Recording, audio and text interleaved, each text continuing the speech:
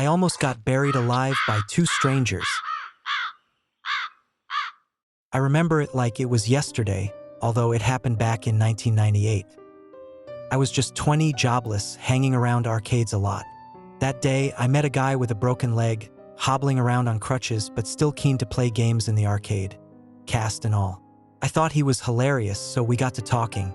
You wouldn't guess by looking at him, but he was flush with cash. Curious, I asked where he got his money. He said it was from working for his uncle and offered to introduce me if I was interested.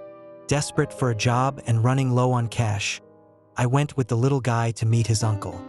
His uncle was a near 60-year-old, skinny as a rail with deep dark circles under his eyes.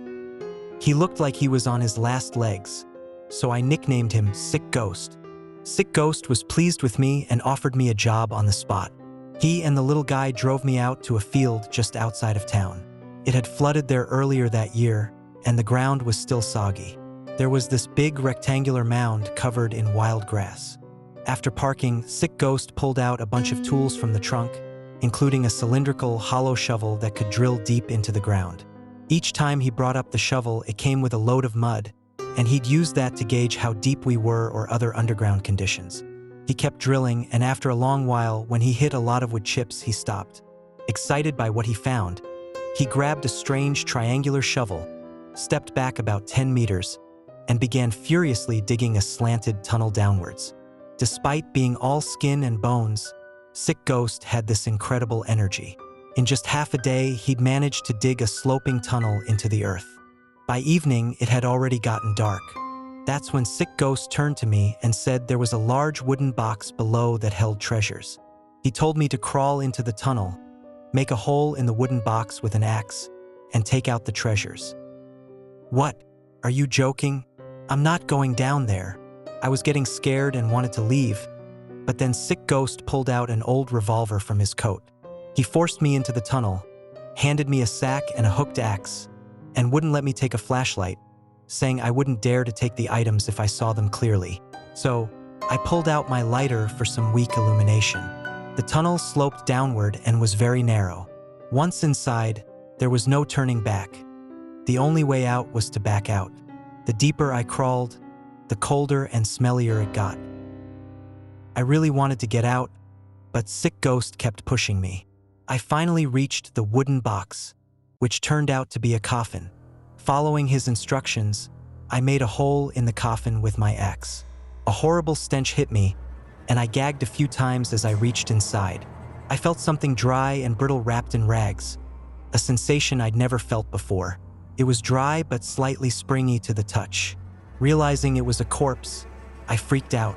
I groped around, grabbing anything I could from inside and stuffing it into the sack, then scrambled out of the tunnel. Shaken, dizzy, and still gagging when I got out, both the little guy and Sick Ghost were thrilled with what I brought up. Old jewelry, though I wasn't sure of its worth. Sick Ghost then casually handed me $1,000, a fortune to me. I was stunned he actually paid me and quickly pocketed the money. He said not to be surprised. To him, it was just a small amount. If I went down again to make sure we hadn't missed anything, he'd give me another $1,000. Already terrified, but tempted by the money, I decided to go down once more. But just as I crawled in, the tunnel collapsed, and the exit was blocked. I was absolutely petrified, screaming and shouting for what felt like ages in the dead silence. Stuck there a long time, I knew I had to find a way out or I'd die, so I tried digging around with my hands.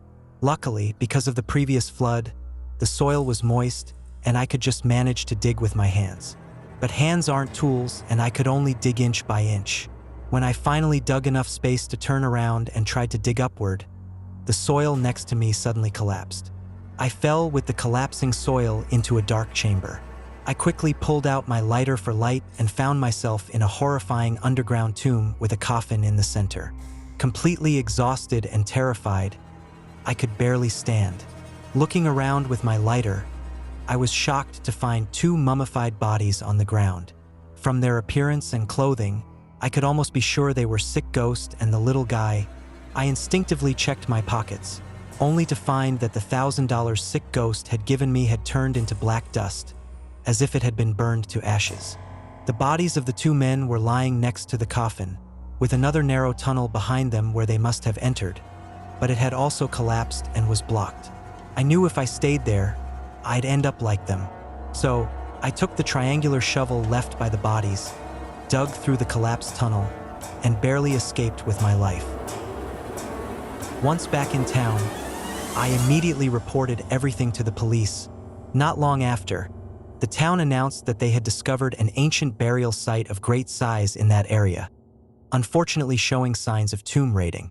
The police also announced that in one of the tombs, they had found two tomb raiders who had been trapped and poisoned by the toxic air inside, dead for about 5 years. I did some research and talked to experienced people. It turns out that tomb raiding is an ancient profession with old, professional tools that can quickly locate tombs, dig narrow tunnels, and then make a hole in a coffin to take out burial items.